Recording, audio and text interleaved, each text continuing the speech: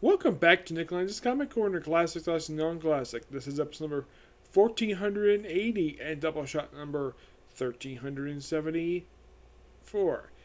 You may notice basically that I look a bit pale. Well, there's a reason for that, because I'm kind of sick.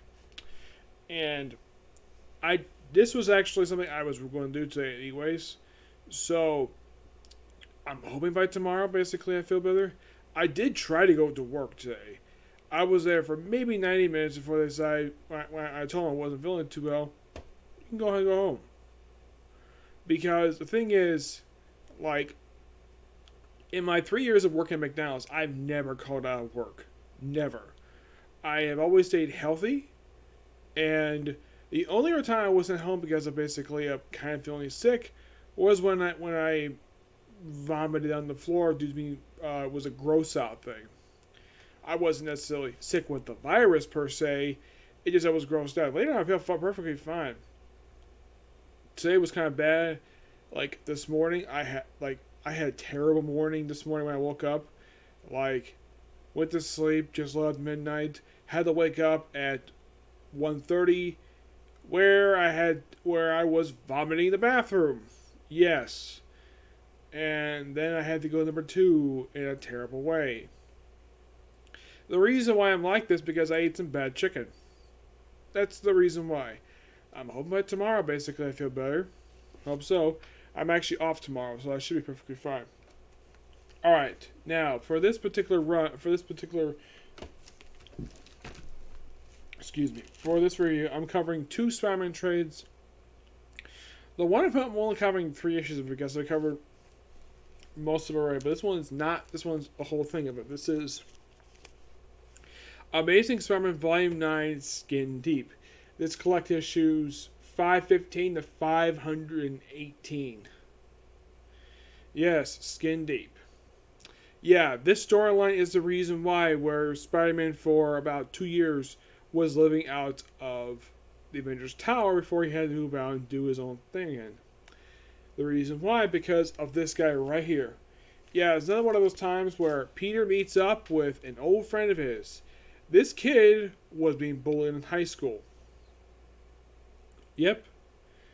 So he got exposed to this yellow stuff. It seems like he was supposed to be, like, kind of meant to be a Monday version of the Multi-Man. Despite the fact Multi-Man at this point probably not been seen in years. You don't know who Multi-Man is? He's Liz Allen's stepbrother. Yes, that's seriously who he is.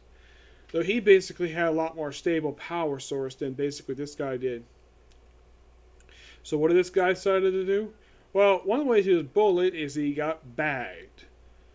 Okay, if you don't know what it means to be bagged, it means having your shorts pulled down. Well, it's happened to me a couple times when I was in high school. But not in front of like a bunch of people. No. This guy apparently basically pulled on this guy's gym shorts just basically humiliate from a girl he likes. Which the woman he was making out with later became his wife. Yep, and when this guy basically got his power, the first thing he did is that he killed the bully. Yes, seriously. That's seriously what he did. Like, one of the first things he did. He also visited Peter Parker, who didn't want much to do with him, because Peter Parker actually helped him out when he was in high school. Even taking cover for him when he brought an actual pocket knife to school. Yeah, that's a no-no. I personally have never done that, but from what I know about it, it's a really bad thing to do, to bring a knife to school. If you do that, you actually get suspended for that. Yes, that's the honest truth. Now, Peter himself basically took the fall for that, because his kid basically had more bright future, just as bright future he did. No mention of the fact he was like a genius like Peter Parker is. Now, you are thinking, bully, is it Flash Thompson? No, it's a different guy. Flash Thompson's not even in the story at all. And also, this is during a period of time where Peter Parker was a teacher at Midtown High. Yes.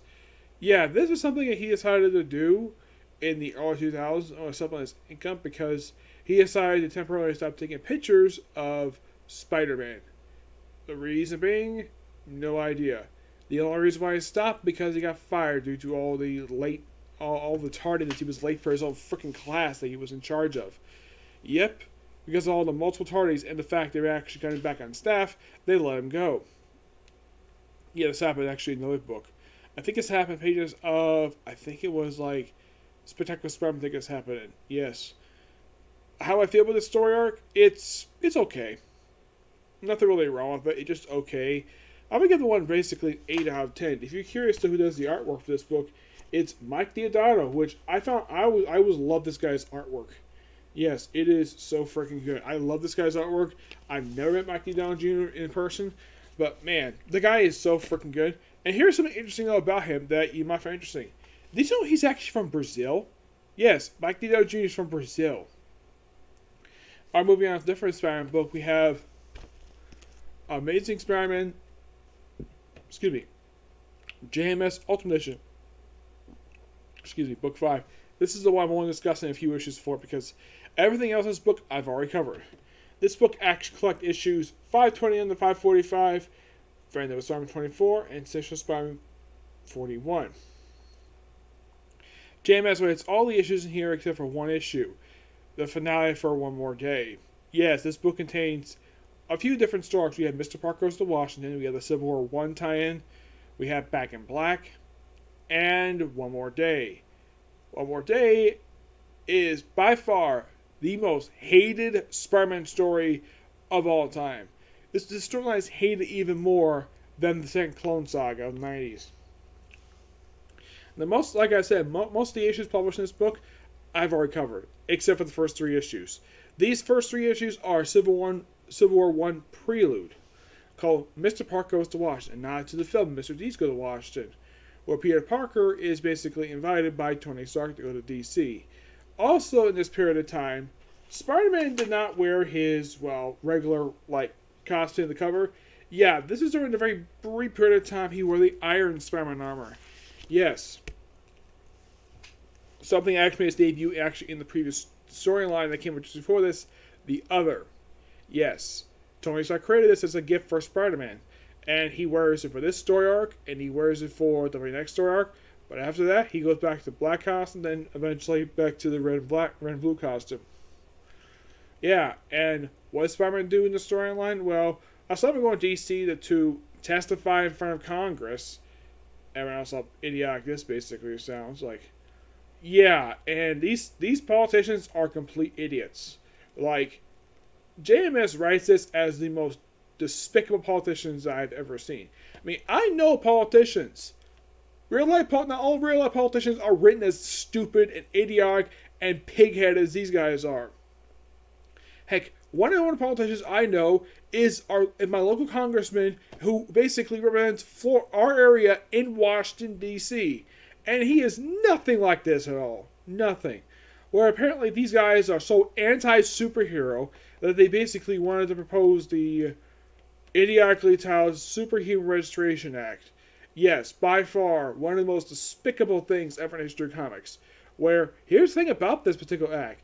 It's explained thing is 12 pages, but you know the dumb thing is about this act? Nobody has ever figured out exactly what the heck the thing says. Aside from the fact you register your identity with S.H.I.E.L.D., if you have powers, you have to register. And because of this stupid bill, we had the start of Civil War 1. That was actually active in Marvel Comics for 3 years, until the events of Siege, where it was repealed. I think a lot of people reading comics in 2010 probably were pretty happy with that. Yep. Meanwhile, though, aside from basically, Peter Parker testifying before Congress, he also has to get into a fight with the frickin' Titanium Man. Yes, the Titanium Man. An Iron Man villain. You're probably thinking, wait, this is the second time you have a story arc that came out in the 2000s, where he fights someone who's not part of his rogues gallery. In the last episode, you reviewed him fighting the Absorb Man. Now he's fighting the Titanium Man, who's an Iron Man villain. Yes, it turns out he was actually paid by Iron Man to basically cause ruckus in DC for some reason. I'm not really sure why. The story arc itself is actually pretty interesting. Though, I should point out, not all politicians are just pig-headed. Yes, seriously. Now, the artwork for this 3-part story arc is actually done by Tyler Kirkham, and this kind of person, ruined this guy, and Ron Garney. Yep, that's who does Amazing Spider-Man 329 to 331. Because after this, we had Civil War 1. And the artwork for this story arc is really freaking good. Yep, I'm going to give Mr. Parker Goes to Washington a 9 out of 10. It's a really good story arc. But the thing is, it leads into a very unpopular crossover. Like, I think the crossover is okay, but I don't hate it as much as everybody else does. Because what's the premise of this thing? Superheroes fighting superheroes. Yeah, this kind of started the idiotic trope. Now, that was a minor thing part of this, of superheroes fighting each other instead of fighting, actual villains. This particular thing was so unpopular. Mark Millar, as far as I can tell, this was his only crossover he ever did for Marvel Comics, because you probably think, okay, now, if you didn't like Civil War 1, you probably would love Annihilation, because Annihilation is fantastic. And of course, then we had Annihilation Conquest. But aside from Civil War 1 and Annihilation, what came after Civil War? We had the Initiative. Yes, the Aftermath stuff, where people had to register.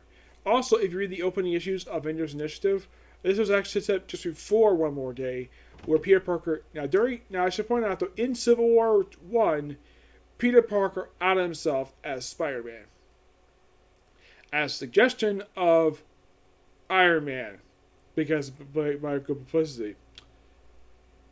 My opinion of this, even though that, yes, it has been 15 years since the storyline came out, in my opinion, this was actually not a good idea.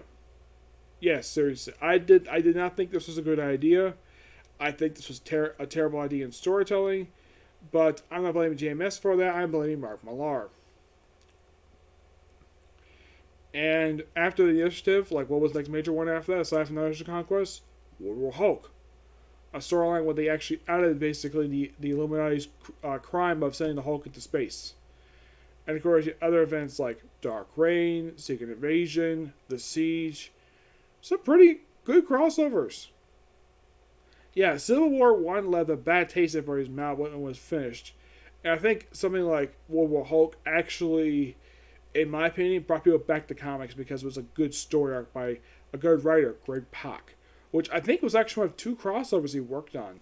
The other one being Chaos War, which was a really good story arc, but was very underrated. Yep. Otherwise, that's pretty much it for this particular review. Next one's going to be 2 individual issues series, because I can get my hands on the trades themselves for these ones. So I'll be discussing those in the very next episode. One of whom was the final story arc of a writer's run for the book. The other one just a tie into a crossover event that's been mixedly received over the years. I've already reviewed it. I think it's not that bad of a crossover. It's really interesting. It's better than, let's say, Civil War 1 or 2. But you'll find out what it is in the very next episode. Okay, next video. Bye.